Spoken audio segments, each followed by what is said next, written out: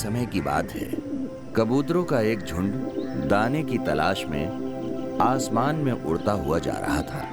सभी कबूतर काफी ऊंचाई पर उड़ रहे थे, लेकिन एक कबूतर बहुत नीचे उड़ रहा था। कुछ दूर जाने के बाद कबूतरों का सरदार रास्ता भूल गया। ऐसा लगता है हम रास्ता भूल गए हैं। जिस प्रदेश में हम जा रहे थे वहाँ चारों तरफ हरियाली है, लेकिन यहाँ तो चारों तरफ भयंकर अकाल दिखाई दे रहा है।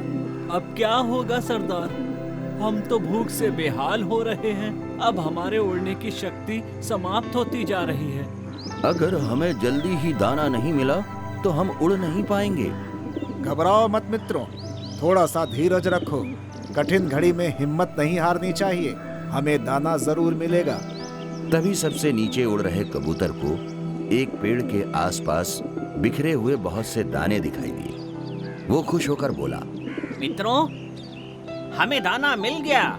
ये देखो, यहाँ बहुत से दाने बिखरे हैं। इन दानों से हम सबका पेट भर जाएगा। सभी कबूतर नीचे की तरफ आने लगे। सरदार उन्हें रोकते हुए बोला, जल्दबाजी मत करो मित्रों। हमें नीचे उतरने से पहले एक बार विचार कर लेना चाहिए। कैसा विचार सरदार? मित्रों, जरा सोचो, इस प्रदेश में अकाल पड़ा हुआ है।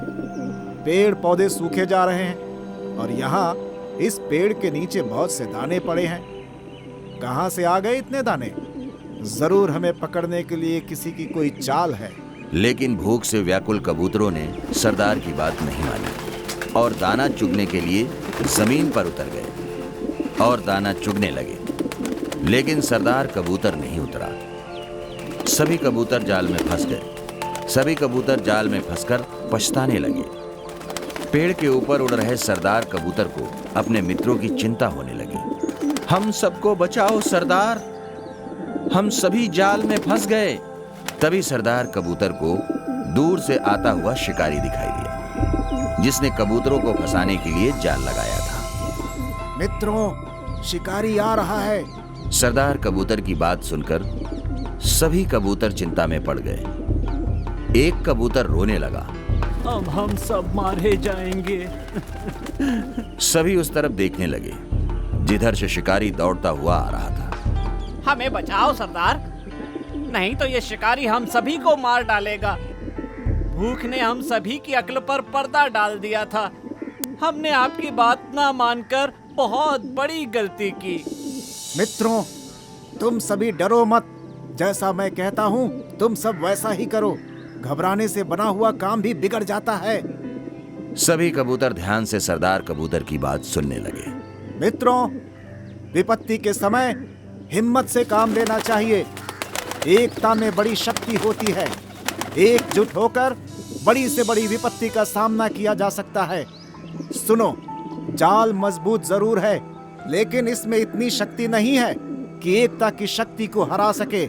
हम अपनी सारी शक्ति को जोड़ें तो मौत के मुंह में जाने से बच सकते हैं। कैसे? तुम सब चोंच से जाल को पकड़ो, फिर जब मैं फुर्र कहूं तो एक साथ जोर लगाकर उड़ना। तभी जाल बिछाने वाला शिकारी आता दिखाई दिया। उसके हाथ में एक मोटा डंडा भी था। जाल में कबूतरों को फंसा देखकर वो बहुत खुश हुआ। डंडा लिए हुए वो जाल की तरफ दौड़ा।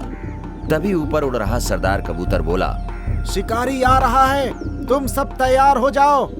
फुर्र! जाल को चोंच में दबाए हुए सभी कबूतर एक साथ जोर लगाए और जाल सहित ऊपर उड़ गए। कबूतरों को जाल सहित उड़ते देखकर शिकारी हैरान रह गया और जाल के पीछे दौड़ने लगा। कबूतरों के सरदार ने शिकारी को नीचे जाल के पीछे दौड़ते देखा। सरदार कबूतर जानता था कि कबूतरों के लिए जाल सहित ज्यादा देर उड़ना संभव नहीं है। वो बोला, मित्रों, घबराओ मत। मेरे पीछे पीछे उस पहाड़ी की तरफ चलो। वहां मेरा मित्र चूहा रहता है। शिकारी के पहुंचने से पहले वो तुम्हारे जाल को काट देगा और तुम सब आजाद हो जाओगे। सभी कबूतर जाल लिए हुए पहाड़ी की तरफ उड़ चले। पहाड़ी के पास पहुंचकर सरदार कबूतर ने अपने मित्र चूहे को बुलाया और जाल काटकर उन्हें आजाद करने के लिए कहा। बिल से निकलकर चूहे ने आनन फानन में जाल को कुतर डाला। सभी कबूतरों ने चूहे को धन्यवाद दिया और उड़ते हुए अपने घर की ओर चले गए। शिकारी हाथ मल कर रह गया। शिक्षा, एकजुट होकर बड़ी से बड़ी विपत्ति का सामना किया जा सकता है। हमारे YouTube चैनल को अभी सब्सक्राइब करें। नए वीडियोस देखने के लिए बेल आइकॉन जरूर दबाएं। आप हमारे वीडियोस पर अपना कमेंट जरूर दें। वीडियो को लाइक करके अपने मित्रों को शेयर जरूर करें।